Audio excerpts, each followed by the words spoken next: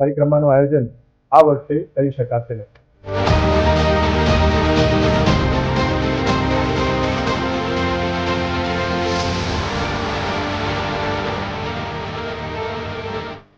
તો એમાં ખાસ કરીને જે રસ્તાઓ છે એમાં ખૂબ કાદવ કીચડ એમાં જો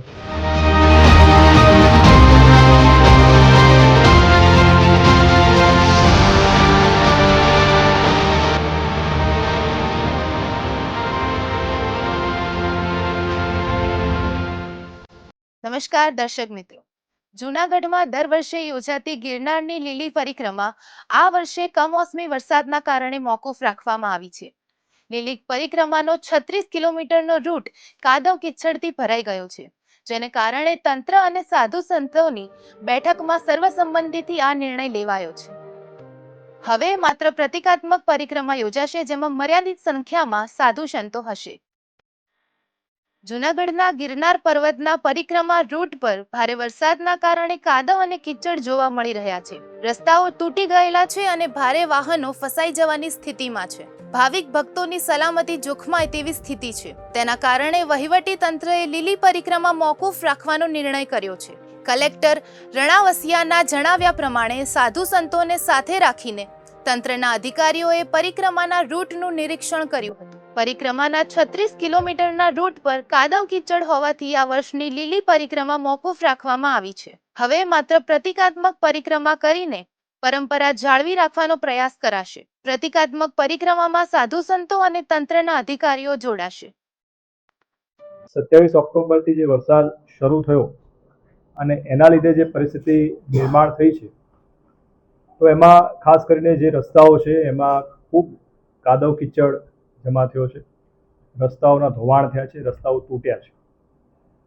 સાથે સાથે જે અંદરના ભાગમાં સીડી છે એમાં પણ લીલ જામી જવાના પ્રશ્નો થયા છે.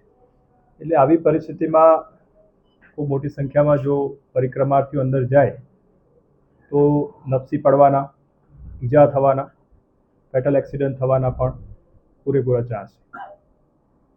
આ બાબતે 2 દિવસ પહેલાં પણ પ્રેસ કોન્ફરન્સમાં મેં તમામ લોકોને ખાસ અપીલ કરી હતી કે 31 તારીખ સુધી આ બાબતે વેઇટ એન્ડ વોચ કરે. આજે સવારે એટલે કે 31 ઓક્ટોબરની સવારે અમે જિલ્લા કક્ષાના અધિકારી સાથે સાથે સાધુ સંતો, MLA શ્રી સંજયભાઈ, MP શ્રી રાજેશભાઈ, અન્ન ક્ષેત્રના પ્રતિનિધિ એ તમામને અમે લઈ અને રૂટનું એક ઇન્સ્પેક્શન કર્યું હતું. અને રૂટ ઇન્સ્પેક્શન દરમિયાન મેં જણાવ્યું એ હકીકત ત્યાં સર્વે જોઈ છે. એટલે આ પરિસ્થિતિમાં લોકોની સેફટી અને સિક્યુરિટી માટે રાજ્ય સરકાર, જિલ્લા વહીવટી તંત્ર કટિબદ્ધ છે.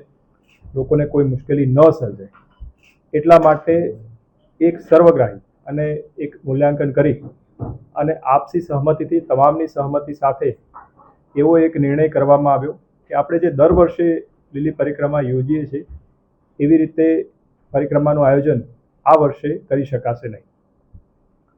પરંતુ રાજ્ય સરકાર અને જિલ્લા વહીવટી તંત્ર લીલી પરિક્રમાની આ જે વર્ષો જૂની પરંપરા છે, લોકોની જે ધાર્મિક આસ્થા છે એનું પણ સંપૂર્ણ સન્માન કરે છે.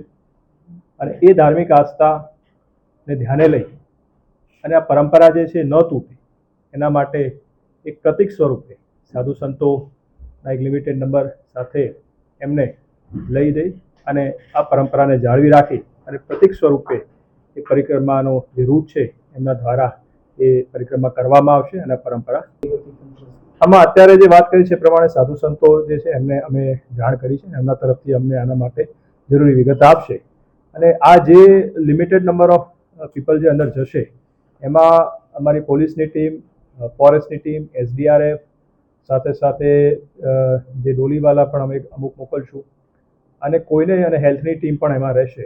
એટલે એ લોકો જાય છે એમને પણ કોઈ પણ પ્રકારની તકલીફ ન થાય અને કોઈ ઇન્સિડન્ટ ન બને એ સમગ્ર રીતે વિચાર કરીને પૂરા પગલાં લઈ અને પછી જ એમની જે પ્રતિકાત્મક પરિક્રમા છે એ આપણે પૂરી કરાવશું.